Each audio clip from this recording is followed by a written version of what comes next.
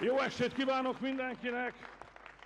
Kedves barátaim, a választási eredmény, bár még nem teljes, de érthető és világos, a választási eredmény számunkra fájdalmas, de egyértelmű.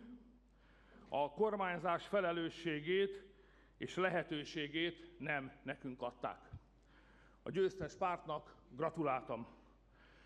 Nektek, önöknek köszönöm a rengeteg munkát, soha ennyien és soha ennyit nem dolgoztunk egyetlen választási kampányban sem.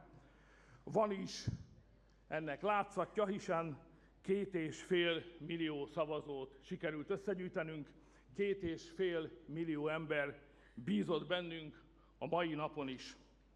Kedves barátaim, hogy a